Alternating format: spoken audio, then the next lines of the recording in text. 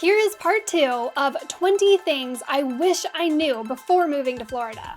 If you're new here, my name's Alexandra and I'm a local realtor down on Florida's Space Coast. I have people calling me every day and I absolutely love it. So if you have any questions about what it might be like living here in Florida, go ahead and give me a call, send me an email, or shoot me a text message. I've got your answers and I would love to chat with you. And if you want to keep seeing videos like this, go ahead and like this video, subscribe to our channel, and don't forget to ring that notification bell so that you're notified every time we post a new video. All right, let's get into it. Because this is part 2, we're starting at number 11. Hurricanes are not as terrifying as you may think, especially if you live in parts of Florida like the Space Coast. Hurricanes should be taken seriously, and you should make sure that you're prepared. But make sure that you rely on your new neighbors that are seasoned Floridians before going into a complete panic. We decided to ride out our first hurricane at home a few years ago without evacuating. I actually documented this experience because I thought it was going to be crazy. Spoiler alert, it wasn't that bad. I'll post a link up here if you're interested in seeing what that was like. Anyways, it was a Category 1 hurricane. I was prepared to swim because growing up, this is what the news taught me about hurricanes. What the news doesn't show you are the nothing burger hurricanes that come through and don't really do all too much damage. Some of them truly don't even seem as bad as some of the summer storms that we get. That's what most hurricanes are like here in Palm Bay especially.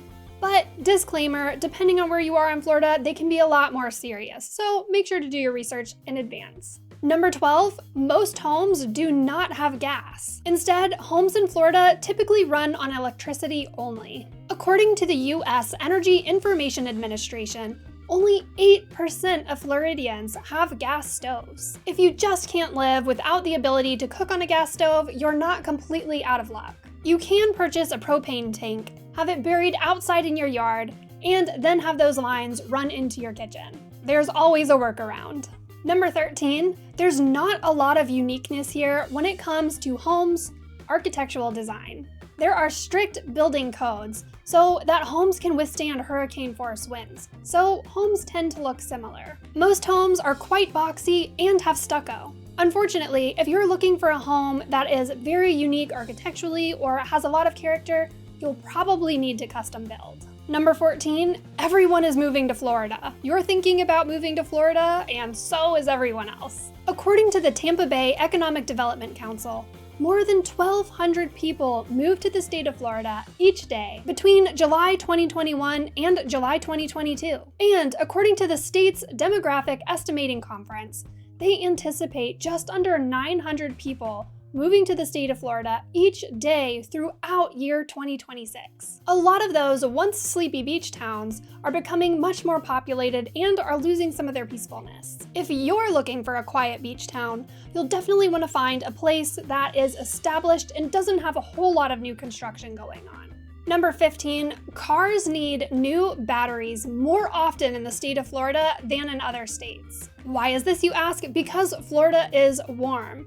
You don't need to change your battery quite as often in cooler states. In cooler climates, you can expect your battery to last around 5 years, but in the state of Florida, your vehicle's battery will last around 3 years or less. To try and extend the life of your vehicle's battery, you should park in the shade when you're out and pull your vehicle into the garage when you're at home. Number 16, you're more likely to sunburn in the state of Florida than in other states. Due to Florida's proximity to the equator, there are higher levels of UV rays here. Because of this, Florida residents are at higher risk for premature aging, sunburn, and skin cancer. You may be able to get away with sitting in the sun for a bit in the summer in a more northern state, but here in Florida, because we're so close to the equator and the sun is hitting us so directly, you definitely want to put on sunscreen if you're going to be sitting out in the sun for any length of time. Put on your sunscreen, folks. Number 17, Florida is a no-fault state when it comes to auto insurance.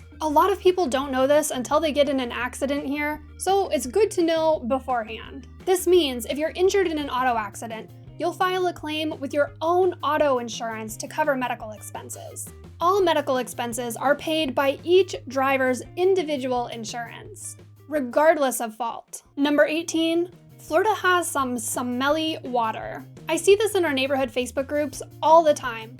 What's that smell? If it's a sulfury, oceany smell, that's well water. Here in Florida, a lot of our sprinkler and irrigation systems are run on well water. This well water can also leave orange stains on your driveway, your fencing, and sometimes the side of your house.